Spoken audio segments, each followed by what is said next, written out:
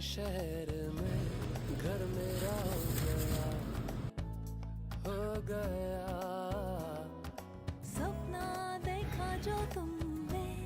वो मेरा हो गया डूबे तो यूं जैसे हो होना था আৰু এয়া মোৰ জুচ ৰেডি হৈ গ'ল ইয়াতে মই দিছিলোঁ আপেল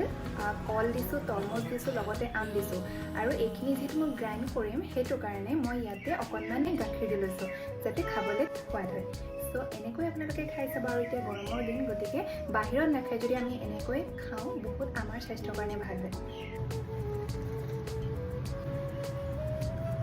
ইমানেই টেষ্টি হৈছে চ' আপোনালোকেও এনেকৈ বনাই খাব